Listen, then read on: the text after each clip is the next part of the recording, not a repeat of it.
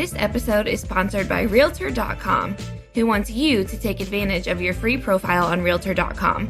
By claiming and completing your free profile, adding a photo, and all of the information that puts you head and shoulders above the competition, you're on your way to receiving free leads, helping search engines find you, and staying top of mind with past clients.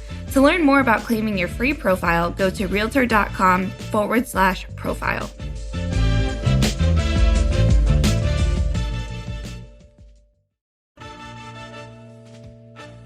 Welcome to the Real View podcast, where Ohio Realtors connect you to innovators and influencers, keeping you with the real view of real estate. Whether you're a broker, agent, first-time homebuyer, industry leader, or just happen to stumble upon our podcast today, you can expect to hear tips, tools, tricks, interesting information, and so much more from the experts in Ohio's real estate game.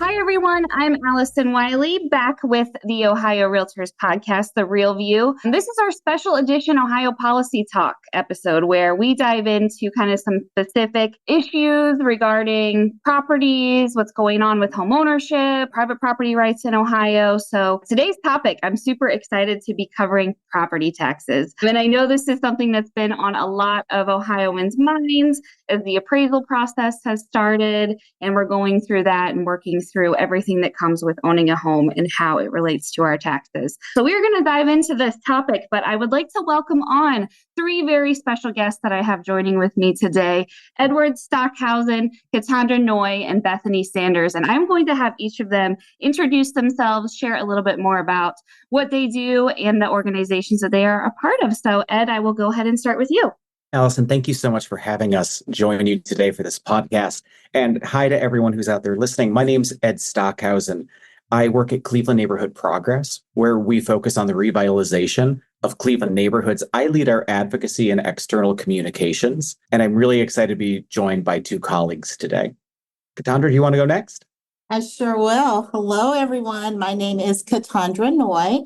I am the Assistant Executive Director at Fairfax Renaissance Development Corporation, or FRDC, is a community development organization located in the Fairfax neighborhood of Cleveland, Ohio. We are, to put where we are the neighborhood where Cleveland Clinic's main campus is located.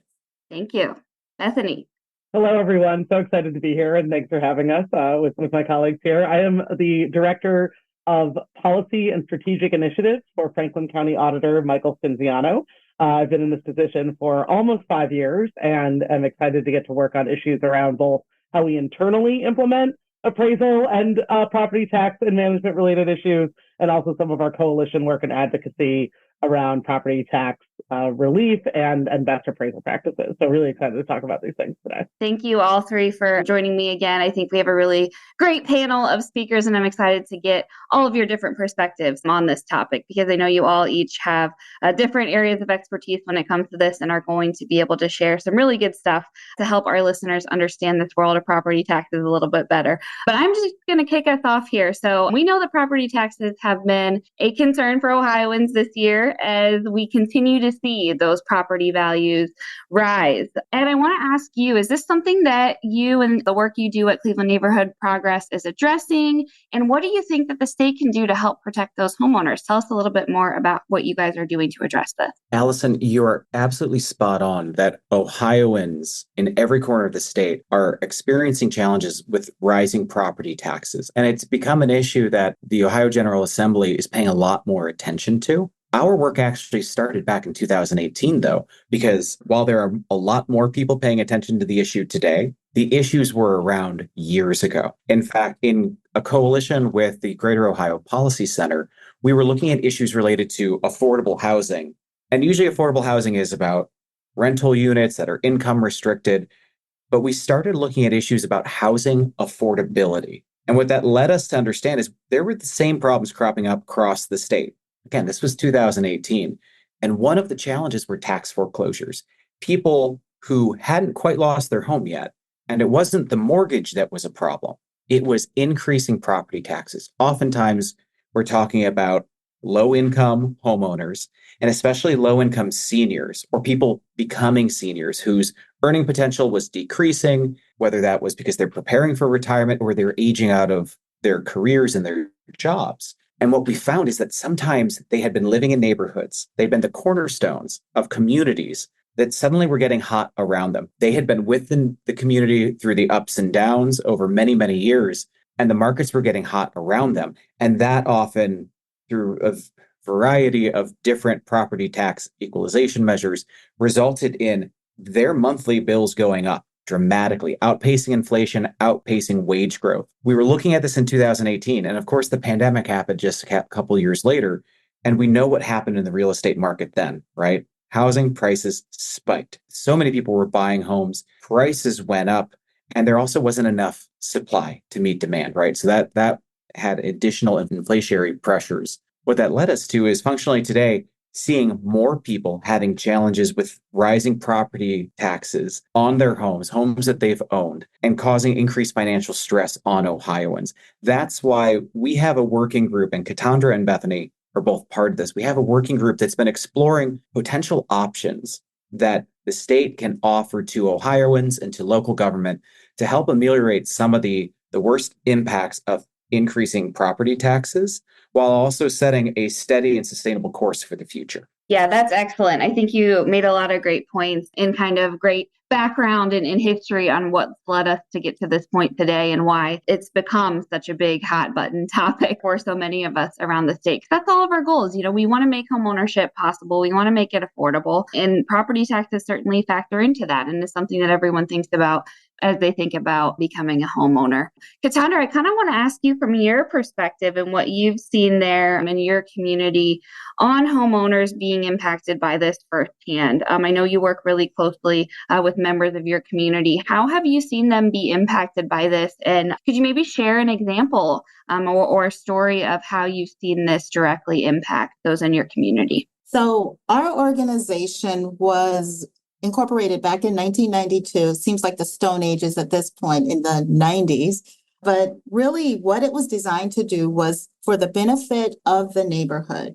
We had started and everything, the development, everything is done through a comprehensive community-focused process.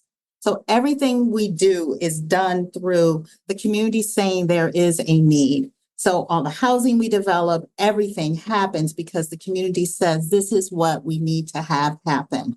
So there are countless conversations that occur monthly, daily, hourly with our residents.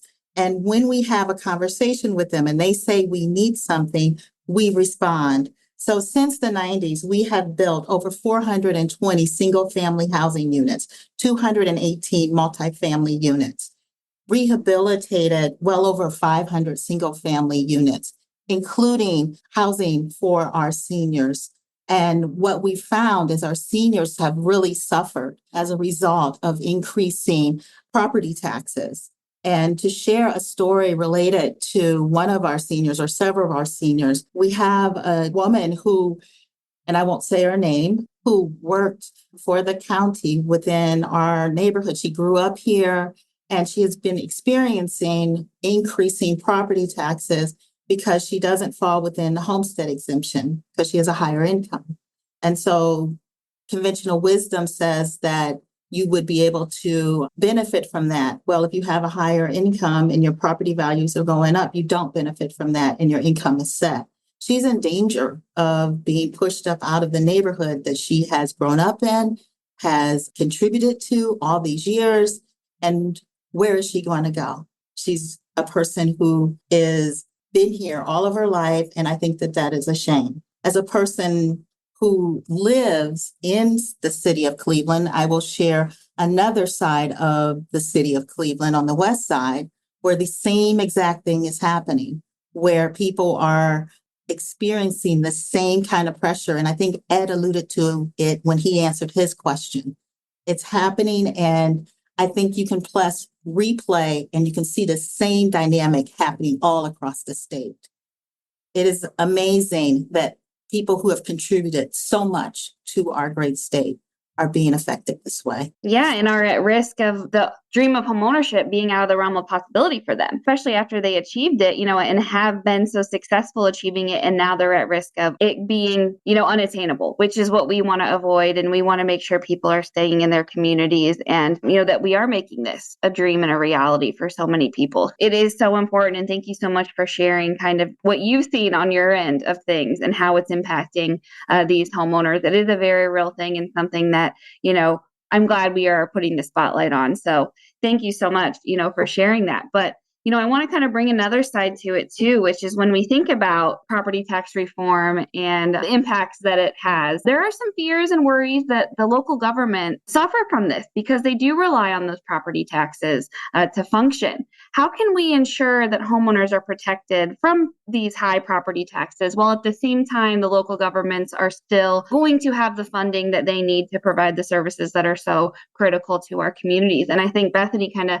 you want to share a little bit more on your perspective of that and how we can make sure that the government is still functioning in the way that it needs to. Absolutely. So as the county assessor and fiscal officer, we both appraise the property and then we also collect and then distribute the funds out to local governments. And so we see the whole scope of that relationship. And so that is part of why this is a difficult question and a difficult balance of how to answer. And really the key, and when you look at a lot of other states who have probably gone a little bit further down the road than Ohio in addressing this, the key things you see are targeted relief. So not slash and burn across the board, but really targeting those who need that relief. And then also, where possible, and in many circumstances, kind of state backfill of some of those programs, which we have for great programs like the homestead exemption, which are a good model and just probably need to be modernized to keep up with and meet the moment in terms of that eligibility and amount of the benefit. And so you can, at the end of the day, property taxes are a combination of voters approved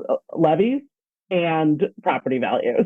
And so it's that combination of where are we deciding to fund critical services and how can we provide that relief valve, have those allowances in state law to provide that relief valve, either at a statewide level or with some local control to hit that right balance.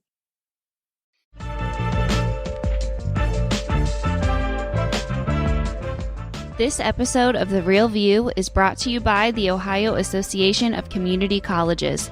Ohio's network of community colleges provides accessible training that accommodates the busy lifestyles of aspiring real estate professionals at half the price of a traditional university. With convenient locations in every part of the state, as well as online options, Ohio's community colleges are your smart choice for pre-licensing education. For more details or to start the journey to a real estate career, visit the education page at ohiorealtors.org and then click on the pre-license course locations.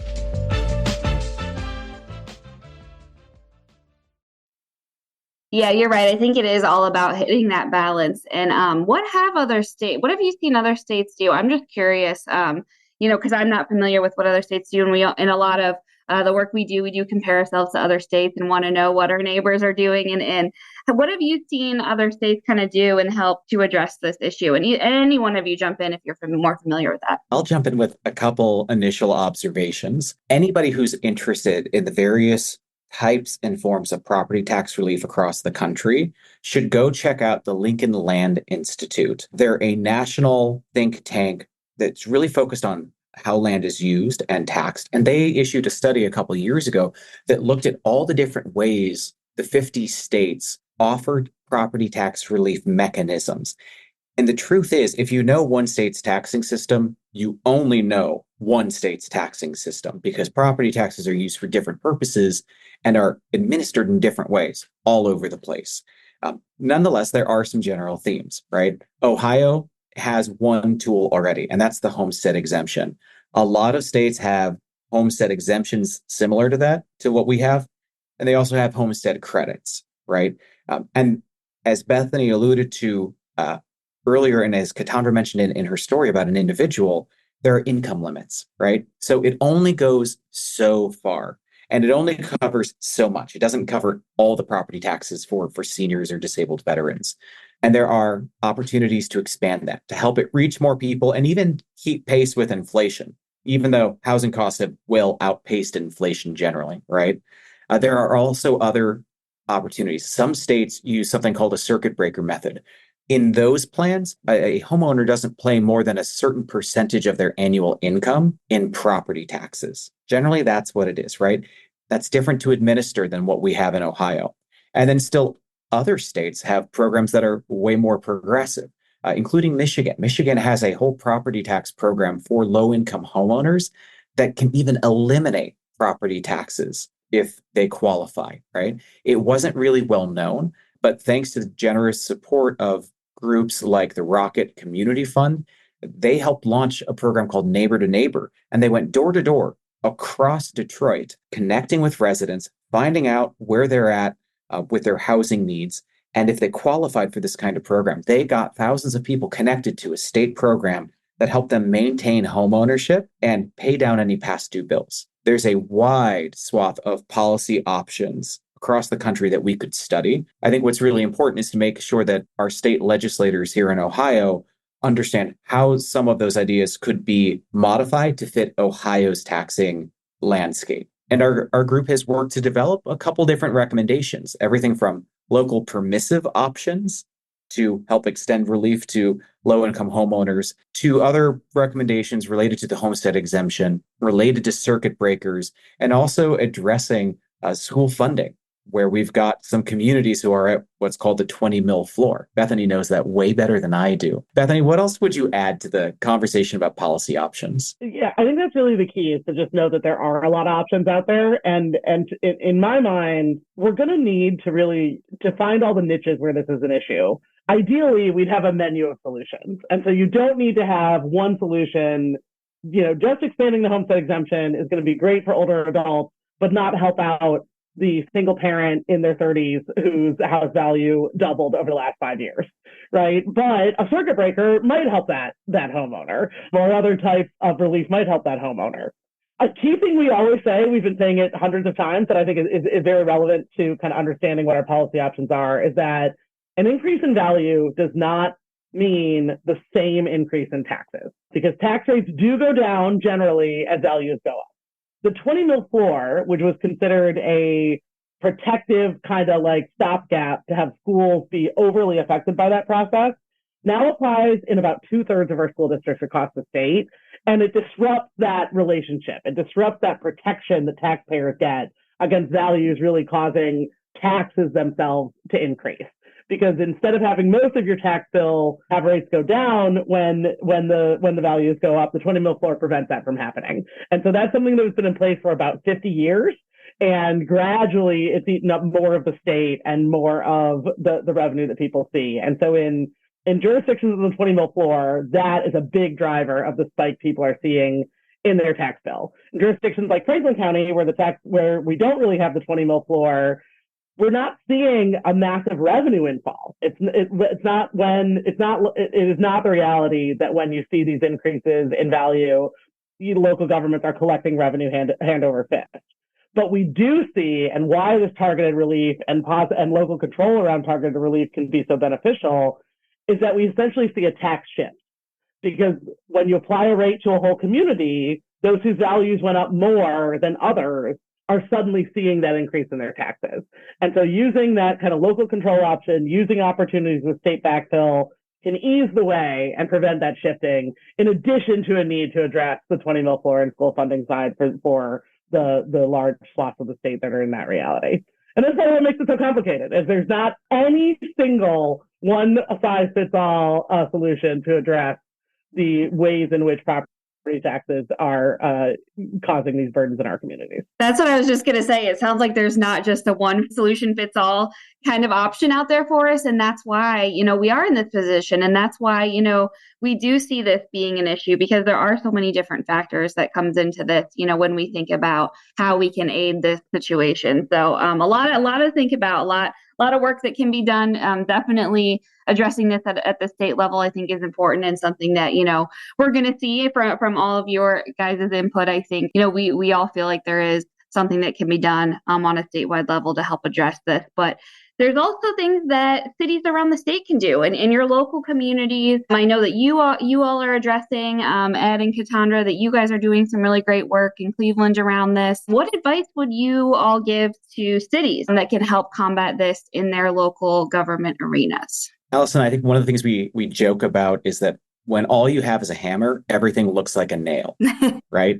In Cleveland a year and a half ago, we changed our tax abatement ordinance, and we used to have one CRA, one tax abatement policy for all new build and all substantial rehab. Now we have a new, more nuanced program that treats neighborhoods differently depending on how disinvested they are, if they're kind of middling in the market and maybe a little bit stagnant, or if they're actually strong markets, right, where private investment already flows. We have a nuanced program now that's really good. And you just said it, right? There's no silver bullet for this work. Functionally, we need more tools in the toolbox, right?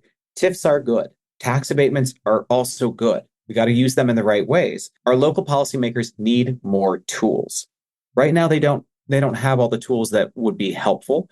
And that's part of what I would recommend is local policymakers should engage with their state representatives and senators to talk about the needs of their community and to get the permissive local control that helps them figure out the right weights and measures for local solutions. Not all of our communities across Ohio are the same, whether you're urban, rural, or suburban. We understand that. So we need maybe perhaps different approaches in different places with some of the same guidelines. I'd also say we need to do a more aggressive job making sure that homeowners know what programs are available to them today to help them. That's where Kattandra's work is so important. Connecting people to the resources that can help them instead of them feeling like they've been left out to dry and they don't know how to access programs, whether or not they qualify. That matters a lot.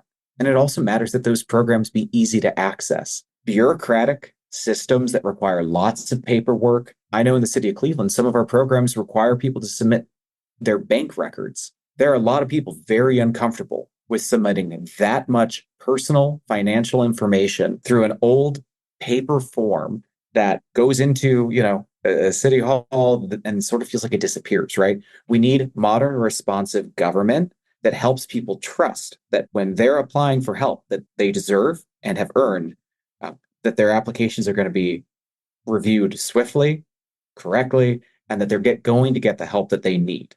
Kattandra, you work with so many residents and helping make sure that they're connected to programs. What else would you like to see from our policymakers?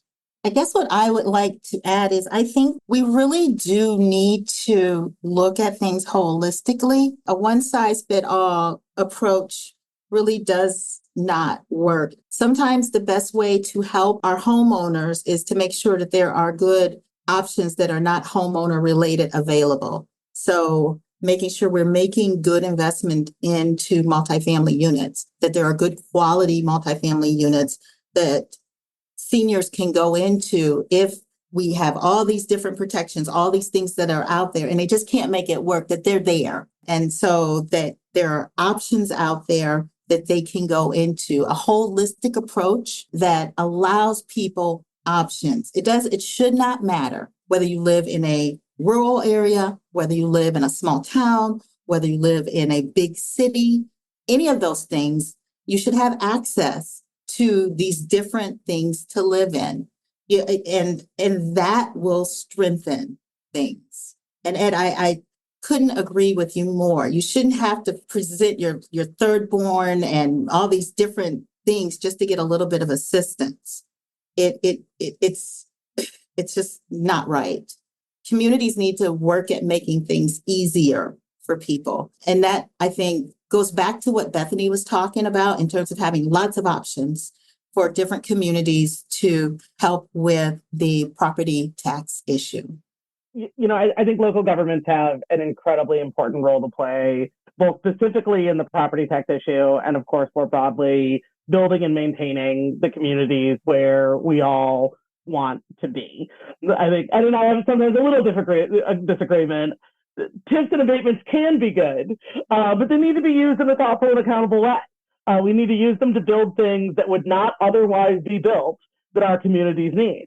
And that's something I think that, the city of Columbus also just went to a citywide CRA with those different buckets of level of benefit. But we haven't seen that kind of, let's think about both the commercial and economic development side and the housing side as much throughout the region. And so I think we do need to really challenge on a regional level are not just our kind of big 8 cities, but our suburbs, but our villages, but our townships, to think about where is homeownership needed, where is multifamily needed, if we're going to, incentivize and use abatements to bring in jobs, what are we doing about the housing and related needs for those jobs? And so that's a big regional challenge. It's something Mayor Ginther's talked a lot about here. It's something that's been a priority for our office under Artis Cinziano, and more our regional council of government locally. This is a big deal issue. And that's a hard thing because it's a hard sell sometimes to constituents to think about, the changes that might happen in some of our neighborhoods. But the change is going to come. And so it's about planning for it and having it be able to sustain our communities. And I will say the other thing that is really a local government issue is looking at that, we are seeing these costs in housing because we do not have enough housing in most of the state. That's certainly what's the main driver of the related value and housing costs in central Ohio, not just Franklin County, but the region as a whole. And so we've got to look at zoning. We've got to look at places where we do put too many hoops on people to build housing. And so how we can really incentivize the housing that we're going to need, not just now, but also in 10 and 20 years from now when our population may have, close to doubled as we look at the future decades. So that's a hard ask. We know we're making a hard ask to local government, but if we just kick the can down the road, it's only going to get harder. So now is a really good time to act on these things. Yeah, you're right. I think there's no better time, than now, especially with the investment we're seeing that businesses are making in our state. Just in the past couple of years of what the news headlines we've seen of these businesses committing to being here, we need to make sure that they will have employees that can fulfill those jobs, that can be happy, that are living in a great area and are bringing their best selves to work every day. So now I think we're going to really see this become more important than ever. But this has been so great. A lot to think about. I want to thank the three of you for joining me, for sharing your perspectives and your wonderful ideas and your expertise with us. This was really great. We have a lot of work to do, but that's why we're here. And we are all committed to making sure Ohio is going to be just a great state to live and be in. So thank you all so much for joining me. I really appreciate all your time and knowledge. Thank you so much for having us, Allison. It's a thrill to work with the Realtors on this topic. Thank you. Thanks very much. Yeah, and as Ohio Realtors, we are very committed and dedicated to this issue. We have a great team of local government, of state staff that are going to work really hard with people like Ed, Cassandra, and Bethany on this to make sure that, as I mentioned, we're making Ohio a great place to be. So thank you all again for joining me, and to all of our listeners, thank you guys for tuning in. We'll be back with you soon. Thank you for listening to The Real View. That wraps up today's episode. You can keep up with the latest on the podcast at ohiorealtors.org/therealview and on Apple or Google Podcasts, Spotify, or wherever you listen. Have questions, comments, or suggestions? We want to hear from you. Email us at podcast@ohiorealtors.org. We'll see you next time.